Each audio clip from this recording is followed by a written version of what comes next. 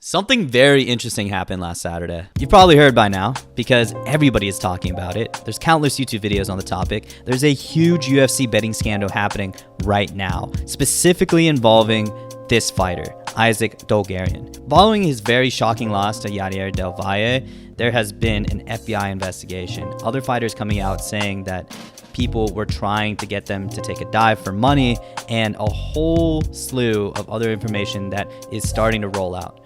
So as somebody who follows the sport, obviously, and also bets a lot, I'm going to try to give my insights on the matter and explain what has happened so far. On a small under-the-radar card in the Apex, there's an even smaller under-the-radar fight between two new fighters in Isaac Dolgarian and Yadier Del Valle, who are taking each other on to hopefully progress their careers. Dolgarian was the solid favorite coming into this fight at minus 270, or had an implied probability to win at about 73%. He was a little more experienced in the UFC. He also had a really good grappling pedigree, never been finished, and had a solid amount of submissions in his resume. If anyone was going to get the submission here, it would have been Dolgarian, but I think you guys know what happened here. For someone who's gotten a lot of rear naked chokes and should be able to defend one, Dolgarian did very little to defend it, and you can hear it in DC's voice as he's extremely confused as to why Dolgarian refuses to defend the hands. He is there, but it just doesn't understand why you ever let the hands go. And it gets worse, because what if I were to tell you the UFC knew something fishy was going to go on before the fight even started? A little before this fight was going to start, allegedly a lot of people flagged the lines moving very, very abnormally. Dolgarian, who started at around a minus 270 to minus 240, close to about a minus 118, which is almost unheard of if no news broke out of an injury or anything else that would have affected his odds of winning. Basically, his odds of winning went from 73% to about 54% for practically no reason. And it was really because the lines were moving, because so many heavy bets were coming in on Del Valle, specifically by a first round finish. And this guy on r/MMA on a thread for the Garcia Onama card told everyone before the fight started that a friend of his who worked at the Hard Rock flagged 5 giant bets on Del Valle to get the finish in the first round. And apparently everyone who got the inside scoop in this thread got some money in return. The line moving so much in so little time actually caused some sportsbooks to remove the fight from their book due to the irregularity.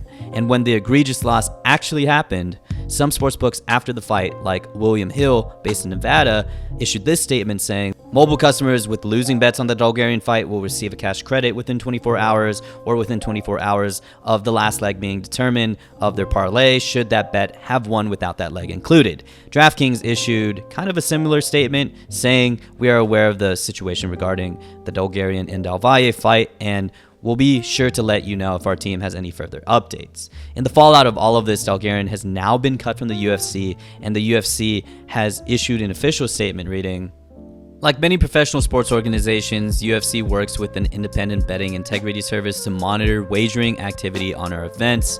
Our betting integrity partner, IC360, monitors wagering on every UFC event and is conducting a thorough review of the facts surrounding the Dolgarian versus Del Valle bout on Saturday, November 1.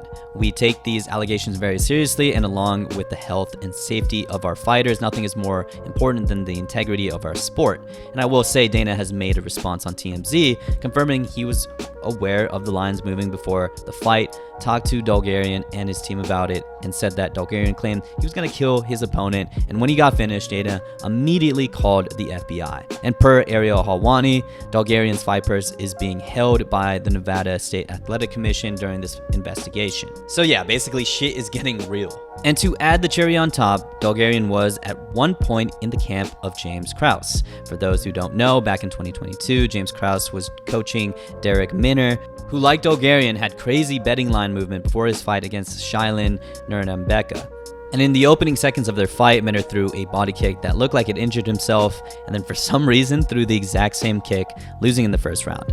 This led to an investigation, and subsequently Derek Minner and James Krause being banned from the sport by the Nevada State Athletic Commission. Subsequently, James Krause sold and basically absolved his gym, Glory MMA and Fitness, and you might have already guessed it, who was coming out of that gym? Yeah, Isaac Dolgarian. Amid this whole ordeal. Not only is the FBI investigating this fight, but allegedly investigating 100 UFC fights as well. Harry Mack, the same guy who broke that the FBI was investigating the strange line movement on the Dalgarian fight, also went on to say that the investigation extends to 100 fights that may have had similar abnormal line movement, and more specifically, he alleges that the FBI are zeroing in on specifically Jason Herzog fights, which is pretty surprising because I feel like before this tweet, no one really thought of Herzog and the fights he refed had any foul play or were dirty, which really makes you wonder. Herzog kind of jokingly responded to this guy's tweet, who added the FBI saying he was guilty, but also on a more serious note did acknowledge that it's fair to scrutinize his decisions.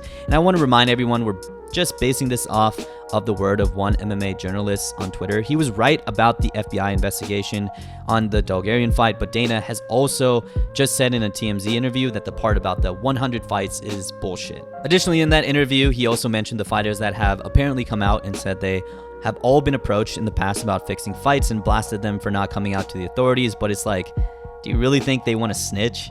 Shit.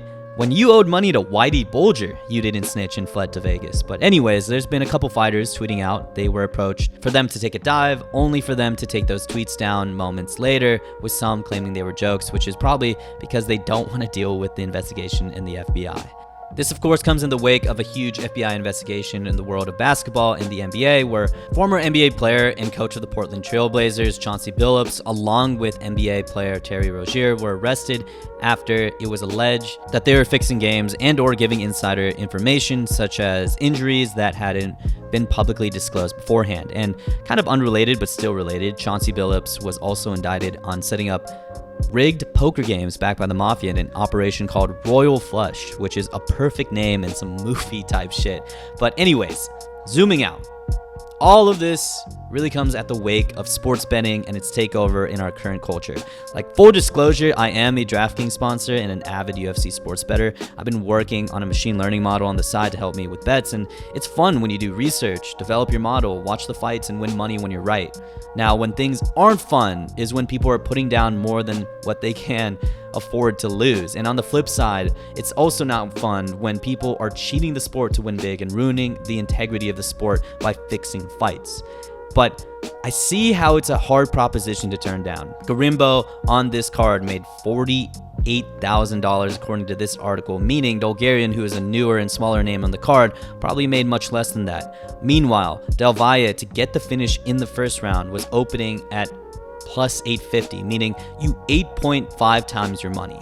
If someone put 10,000 down, they would have netted $95,000, which would blow whatever Dalgarian was making in that fight out the water. So how much money would you put on a guaranteed 8.5 times payout? 10,000, 100,000, 1 million?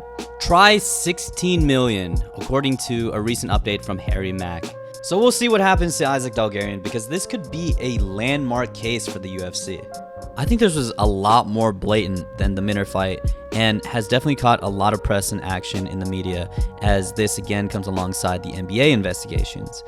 How the FBI and the UFC proceeds with this will be very telling for the inevitable cases in the future. I want to see if Dalgarian not only gets punished by the UFC or Nevada State Athletic Commission, but I also want to see if he gets punished by the FBI and federal courts as well. Will this be the first time we see a UFC fighter go to prison for this? I don't really know the law, but with the NBA investigations and the FBI on the case, this is going to be very interesting in how all of this plays out. So anyways, what do you guys think about this whole situation? What will happen to Dalgarian? I really want to see what comes out of this FBI investigation. Like, how much money was he paid? Who was really behind it? Who are the people who are moving the lines because of this? And what's going to happen to Dalgarian? Is he going to get punished? And by how much? He's obviously going to get banned from the UFC, but let's see if he actually goes to prison for this and how deep does this run. But anyways, thank you guys for watching, always supporting. I'll see you in the next one. Peace.